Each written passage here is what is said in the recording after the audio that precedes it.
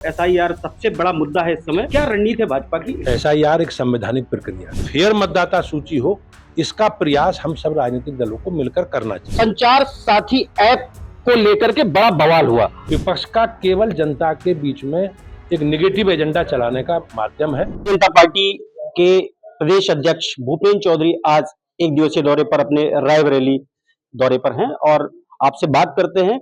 कई सारे आरोप। पहला आरोप, सर सबसे पहले तो आपको IBC 24 पे स्वागत है और जानना चाहूंगा, सबसे कल शीतकालीन सत्र चला और शीतकालीन सत्र पे सूत्रों की माने तो एसआईआर सबसे बड़ा मुद्दा है इस समय और विपक्ष का कहना है कम समय में एसआईआर शॉर्ट टाइम पे कराया जा रहा है ताकि भाजपा अपनी रणनीति में कामयाब हो सके। तो क्या रणनीति है भाजपा की, ये आपसे सवाल। आपके सभी साथियों का धन्यवाद जी।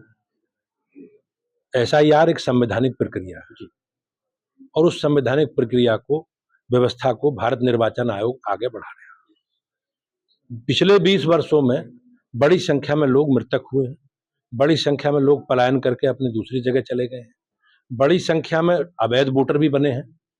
तो उसके पूरा विशेष गहन पुनरीक्षण अभियान है ये मतदाता सूची का, और निश्चित रूप से हम सब राजनीतिक दलों का ये कर्तव्य है कि भारत निर्वाचन आयोग की इस अभियान का हम लोग समर्थन करें, अपना सहयोग करें और फेयर मतदाता सूची हो, इसका प्रयास हम सब राजनीतिक दलों को मिलकर करना चाहिए।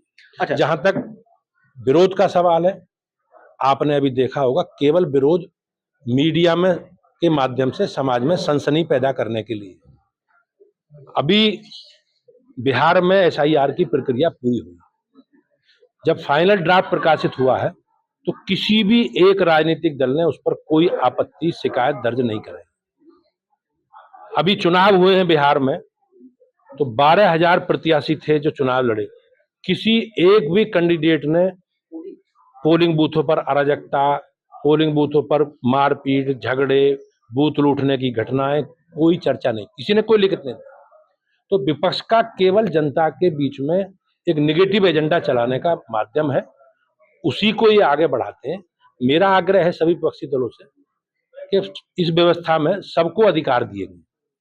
मतदाता सूची का फाइनल ड्राफ्ट प्रकाशित होगा, उसमें दावे, आपत्तियों के लिए समय है, तो सब उस समय का अपने संवैधानिक अधिकारों का उपयोग करते हुए इस मतदाता सूची को व्यवस्थित बनाने में सबको सहयोग करना चाहिए। कल सत्र चला। एक और सवाल आपसे चलते चलते पूछना चाहूंगा कि संचार साथी ऐप को लेकर के बड़ा बवाल हुआ। इस बवाल को विपक्ष बहुत जोरों शोरों से मुद्दा उठा रहा है कि अब सरकार हर एक आम नागरिक का डाटा इस ऐप में फीड करने जा रही है और इस पर विपक्ष के कई सारे हमले हुए कल, जैसा कि देखने को मिला और आपने भी सुना होगा। जैसा सब लोगों को जानकारी है जी, एक व्यवस्था है पारदर्शी, उस व्यवस्था के साथ सरकार आगे बढ़ रही है जी। और लोकतंत्र में सबको अपनी बात कहने का अधिकार है। प्रदेश अध्यक्ष भूपेंद्र चौधरी ने बताया कि सरकार की अपनी एक व्यवस्था है और उस व्यवस्था के तहत सरकार आगे बढ़ रही है और निरंतर इस तरीके से आगे बढ़ती रहेगी। मैं इंद्रवीर सिंह, IBC 24 के लिए रायबरेली।